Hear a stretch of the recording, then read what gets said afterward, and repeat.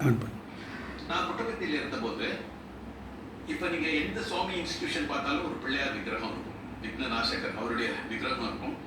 நான் வந்து ஒரு 9 பிள்ளையாருக்கு காத்தால எடுத்து பூஜை பண்ணுவேன். ஒவ்வொரு இடத்துலையும் அவருக்கு அபிஷேகம் பண்ணி விபூதி இட்டு, நான் சொன்னேன் இல்லையா எனக்கு சான்ஸ்கிரிட் தெரியாது அப்படின்ட்டு. அதுவும் லலிதா சஹஸ்ரநாமம்னா எனக்கு ரொம்ப ரொம்ப ரொம்ப பிடிச்ச ஒரு இது. ஏன்னா ப்ளீ ஈக்வேட் பண்ணலாம் சுவாமியோட. அதனால நான் ஒரு ஸ்லோகம் எப்பவுமே சொல்லுவேன். அந்த ஸ்லோகத்தை சொல்றாங்க.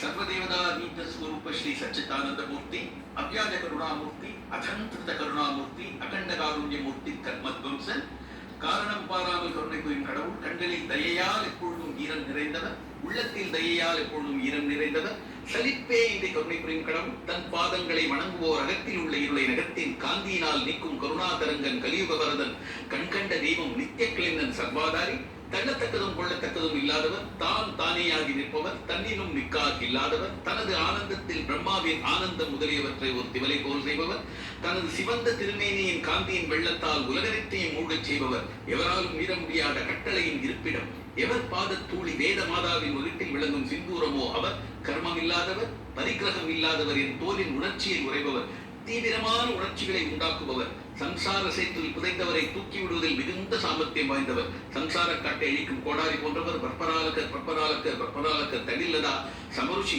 ஒப்புயர்வற்ற லோகரட்சகர், ரோ என்னும் மலையை பிளக்கும் வஜ்ராயுதம் போன்றவர் பகவான் ஸ்ரீ ஸ்ரீ ஸ்ரீ சத்யசாயிநாதர். எனக்கு வந்து சுவாமி எப்பவுமே சிவபெருமான் தான். சின்ன வயசுலேருந்து எனக்கு சிவபெருமான் மேல ஒரு பற்று.